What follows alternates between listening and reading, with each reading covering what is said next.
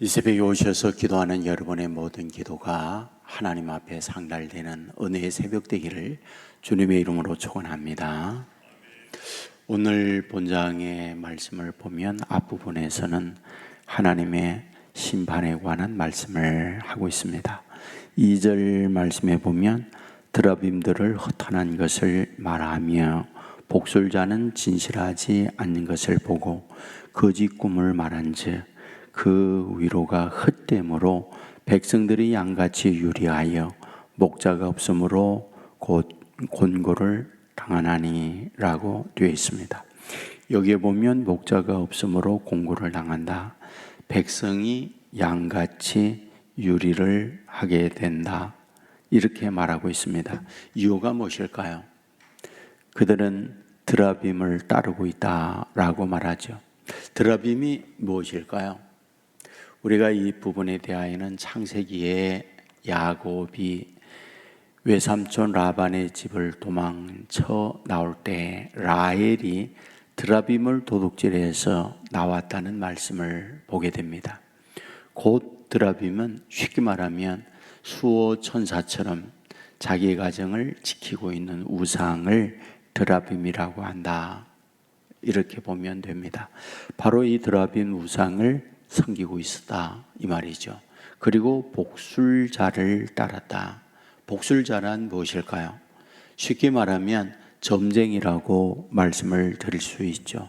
그러니까 백성들이 드라빔을 따르고 복술자를 따라감으로 말미암아 목자 없는 사람들처럼 곤고를 당하게 되어 있다. 이렇게 말하죠.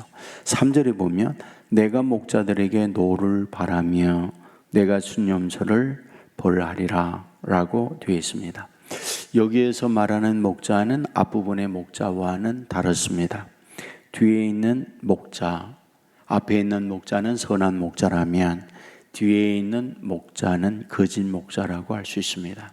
그래서 백성들을 바르게 이끌지 못한 목자들에게 노를 바라게 된다. 하나님의 진노에 대한 부분을 말씀을 하고 있는 거죠. 우리가 성경을 보면 종말에는 거짓 선지자들이 그리고 거짓 그리스도가 나타나서 할 수만 있으면 표적과 기사를 행하여 택한 자들을 미혹한다라고 하는 말씀을 보게 됩니다. 역사 이래 하나님의 백성을 유혹하고 어지럽게 하는 거짓 선지자, 거짓 그리스도 얼마든지 많았습니다. 이것은 지금도 여전히 그러하다고 할 수 있죠. 저는 개인적으로 목회하면서 깨닫는 게 있습니다.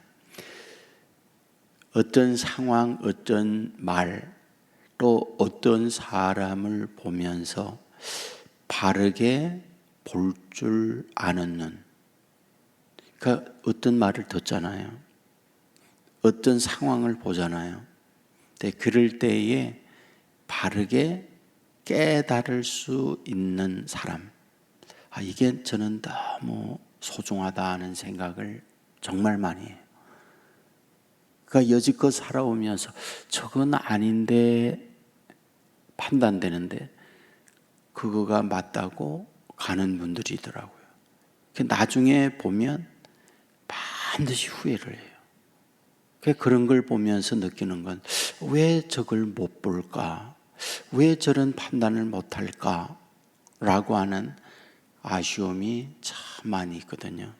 오늘 말씀에도 보면 이제 그런 상황이 있는데 그런 것들을 판단할 수 있는 지혜, 깨달을 수 있는 이게 있어야 되거든요. 그러면 무엇이 그런 것들을 결정을 지을까? 이걸 가만히 보면 결국 우리가 우리 안에 많은 것들을 가지고 있어야 그런 것들을 보면서 비교도 하고 판단을 내릴 수 있구나 라고 하는 생각을 가져요. 근데 그런 것들을 갖추고 있지 못하니까 어린아이가 사리 분별에 약한 것처럼 어른들도 똑같다 하는 생각을 가져요. 그러므로 저와 여러분이 말씀 안에서 정말 많은 것들을 보면서 바르게 판단하고 결정을 내릴 수 있는 이 지혜, 이것이 정말 소중하다, 이 생각을 많이 합니다. 그러니까 오늘 말씀에도 보면 그런 것들을 판단을 못하게 되는 거죠. 그런데 그런 현실에 있음에도 불구하고 오늘 말씀에서는 어마어마한 하나님의 축복을 약속을 해요. 3절 중반절에 보면 만군의 여호와가 그 무리 곧 유다 족속을 돌보아 그들을 전쟁의 준마와 같게 하리니 모퉁이 뿔이 그에게서 말뚝이 그에게서 싸우는 활이 그에게서 권세 잡은 자가 다 일제히 그에게서 나와서 싸울 때에 용사같이 그리의 진흙 중에 원수를 밟을 것이라 라고 되어 있습니다. 그러니까 한마디로 말하면 승리, 전쟁에 있어서 어마어마한 권세를 가지고 이김을 얘기하고 있죠. 전쟁의 준마, 전쟁에 여기서 말하고 있는 준마라는 우월한 그 어떤 말과 비교할 수 없는 강한, 그리고 빠른 이걸 뜻하고 있습니다. 그리고 모퉁이돌이 뭘까요? 우리가 건축을 할 때의 기초석을 말하는 거죠. 먼저 첫째 놓는 돌이 있어야 그 뒤에 이어서 다른 돌들이 놓여지게 되는 것, 이걸 모퉁이돌이라고 말하죠. 그리고 말뚝이란 간단한 부분이 아니고 당시 유대 사회에서는 바로 이 천막, 텐트를 치고 장막을 치고 일상생활을 할 때에 비바람이 몰아치면 장막이 날아가는 경우 많아요. 그런데 이 말뚝, 이것을 깊이, 폴대라고도 할 수 있는데 깊이 이것을 지지대로 박으면 흔들리지 않는 거죠. 이걸 여기에서 말뚝이라고 말하고 있죠.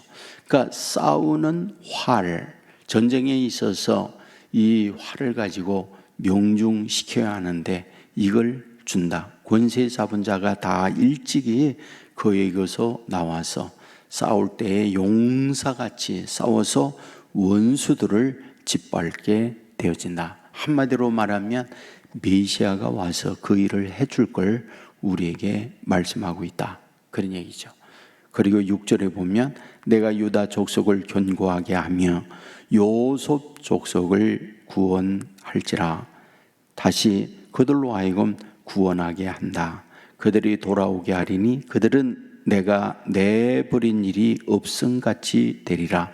택한 자에 대하여 다시 버리지 아니하고 반드시 그들을 하나님의 축복 속에 살게 한다는 약속을 하고 있습니다. 그리고 8절에 보면 그들이 전에 번성하던 것 같이 번성하리라 라고 되어 있죠. 여러분, 이 말씀이 거의 유사한 말씀이 에스겔 36장에 나와 있습니다. 그러니까 에스겔 36장은 바벨론 포로가 되어서 고통하고 있는 유다인들을 돌아오게 합니다. 그 돌아오게 할 때에 뭐하다? 마른 땅에 물이 오르고 또한 메마른 곳에 곡식을 거둘 수 있고 어마어마한 축복의 약속을 하여 그리고 자녀들이 노래를 부르고 이러한 복의 약속을 하고 있어요. 반드시 유다 족속이 바빌론 고통 가운데 있지만 그들을 돌아오게 한다, 이 약속을 해요.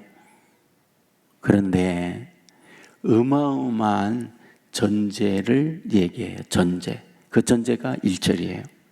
봄비가 올 때에 여호와 곧 구름을 일게 하시는 여호와께 비를 구하라, 이렇게 되어 있어요. 지금 이와 같은 엄청난 약속의 말씀을 하고 있는데 뭐하다? 여기에 봄비가 올 때 하나님의 축복이에요. 여호와 곧 구름을 일게 하시는 여호와께 비를 구하라. 이 봄비는 이른 비와 늦은 비라고 하거든요. 그러니까 이른 비와 늦은 비가 있어요. 이 계절적으로. 우리도 지금 장마철이 있는 것처럼 이 팔레스타인 땅에는 계절적으로 이른 비와 늦은 비가 항상 매해마다 반복되는 거예요. 우리가 봄, 여름, 가을, 겨울이 1년에 반복되는 것처럼 그 땅도 이른 비와 늦은 비가 반복됩니다. 그냥 봄비가 와요. 그런데 뭐하라? 여호와께 비를 구하라는 거예요. 하나님께 기도해라는 거예요. 그러니까 지금 이와 같이 스가랴를 통하여 메시아가 와서 이와 같은 축복의 말씀을 하고 있잖아요. 이게 약속이에요. 그럼에도 불구하고 너희는 여호와께 기도해라. 그리고 에스겔 36장 36절에도 보면 똑같은 말씀이에요. 그와 같은 하나님의 약속을 하고 있는데 뭐라고 말하느냐?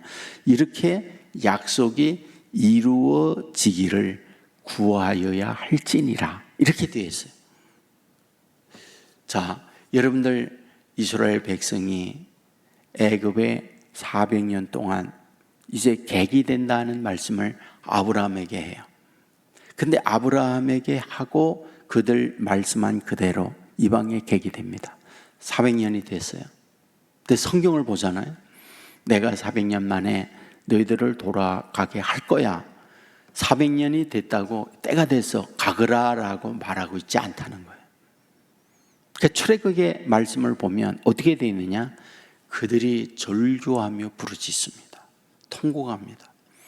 하나님께서 그 기도를 듣고 모세를 보내는 걸로 성경은 그렇게 기록되어 있어요. 그러니까 하나님의 백성들에게 하나님께서 꼭 요구하고 있는 게 뭐냐? 기도를 통해서 하나님의 능력, 하나님의 권세, 하나님의 축복을 받게 하는 걸로 성경은 그렇게 되어 있다는 거예요. 그러니까 기도가 그렇게 중요한 거예요. 그러니까 이 새벽에 나와서 저와 여러분이 기도한다는 것은 정말 너무 훌륭한 여러분의 믿음의 사람으로 자라는 일이다. 정말 여러분에게 그렇게 말씀을 드릴 수가 있어요. 그러므로 오늘 이 새벽에도 이런 마음으로 하나님께 기도하고 하나님과 연결된 꼭 기도가 돼서 하늘 보좌를 움직이는 저와 여러분의 간구가 될 수 있기를 주님의 이름으로 축원합니다. 은혜로우신 아버지 하나님, 우리를 이 새벽 잠에서 깨어나게 해주시고 주의 전으로 인도해 주시니 감사를 드립니다. 스가랴 10장의 말씀을 보았습니다. 하나님께서 메시아를 통하여 놀라운 하나님의 축복을 약속을 하고 있는 것을 봅니다. 이와 같은 축복의 약속이 있지만은 그래도 하나님께 비를 구해야 된다라고 하는 말씀을 보게 됩니다. 주여, 우리로 하여금 쉬지 말고 기도하라 이렇게 말씀을 하고 있사오니 아버지 하나님 앞에 기도 생활을 쉬지 않는 하나님의 사람들 되게 하여 주시옵소서. 구하라, 주실 것이요, 찾으라, 얻을 것이요, 문을 두드리라, 그리하면 열릴 것이라고 말씀을 하셨습니다. 아버지 하나님 앞에 믿고 구하는 것은 다 받으리라 약속하고 있사오니 기도할 때마다 믿음의 기도가 되어서 하나님의 뜻을 구하는 기도가 되어서 아버지 하나님의 축복과 은혜가 우리 가운데 넘치는 기도 생활이 되게 하여 주옵소서. 아버지 하나님이여, 이 시간도 기도하는 저희들의 기도를 통하여 무엇보다 나 자신의 믿음이 대장부의 믿음이 되게 하여 주옵소서. 큰 믿음의 사람들 되어서 내 믿음이 커도다, 내 믿음대로 될지어다, 이 은혜를 받는 우리 모두 되게 하옵소서. 우리의 가정의 자녀들을 기도로 말미암아 축복된 자녀로 만들어 주옵소서. 우리의 가정에 늘 기도로 말미암아 화목이 넘치게 해주시고 감사가 넘치는 가정 되게 하여 주시옵소서.